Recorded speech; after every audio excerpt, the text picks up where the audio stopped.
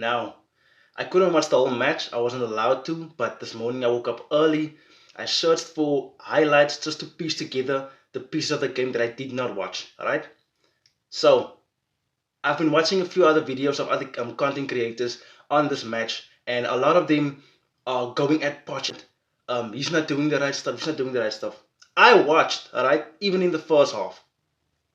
Yes, some of our play was very predictable and it was like normal. The opposition could read us, but in this case it worked because we had so much opportunity to score and we flopped.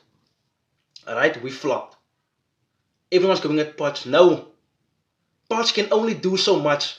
On the pitch, it's the player's responsibility to put the ball in the net. Alright, like Palmer, he had so much opportunity to put it in the back of the net. I call this game very unlucky for us. Right? I call this game very unlucky. Though I'm not full on Poch, everything is right to Poch. No. I have my issues with Poch, like on the second half when Mudryk came on. Alright? I like Mudryk.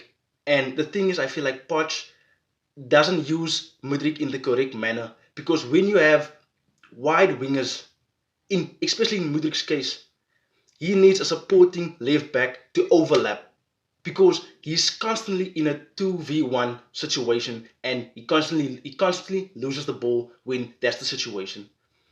Sterling on the other hand has an overlapping fullback, right? So that's why in his case it's always a one-on-one situation, which means he can make the most of that. He takes on his opponent.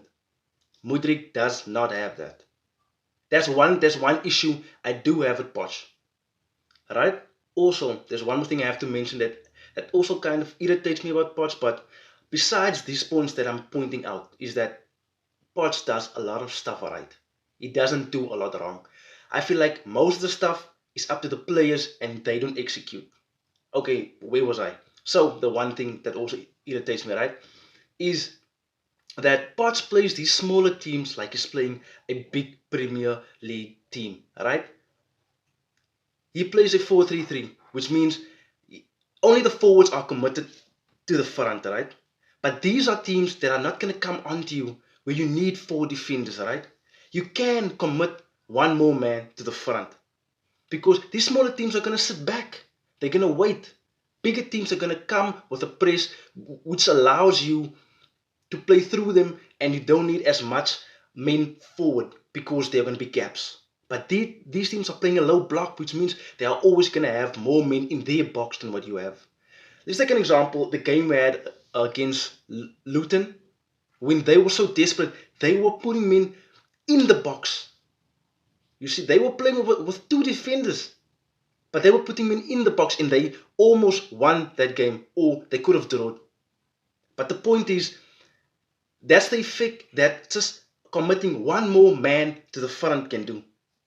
And that's what I'm talking about. But like I said, there's a lot of other things that Poch does right.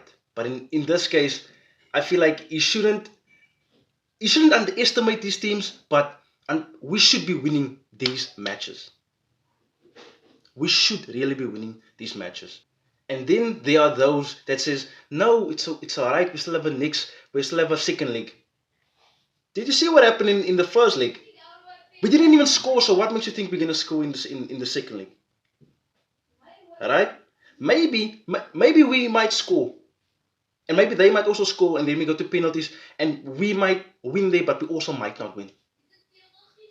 The point is, we could barely put one past them. So how are we going to win the second leg? That's all I want to know. But anyway, to those people, even to myself, we'll just have to see what happens in the second leg, right? And the thing is, that's kind of all I have to say about this game, because the match against Middlesbrough, that sums up Chelsea's whole entire season. Even the smaller teams can come at us and do the same thing. Sit back, just wait, and they will get a goal. The thing is, for Chelsea, we need to score first. Because the other team might just score.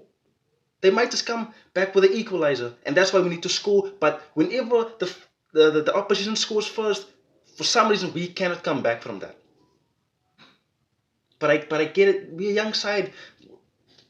Chelsea's a young side. They don't know how to get back yet when they're down in the gutter. Alright, so I guess that is something that we're gonna have to accept for now and hope for next season that it gets better. But that's my full thoughts on this match. And for the returning viewer, thank you so much. I appreciate you. For the newer viewers, please like and subscribe so you can help me grow my channel. Only if you wish this on me. Alright? Thank you, and I hope to see you in the next one.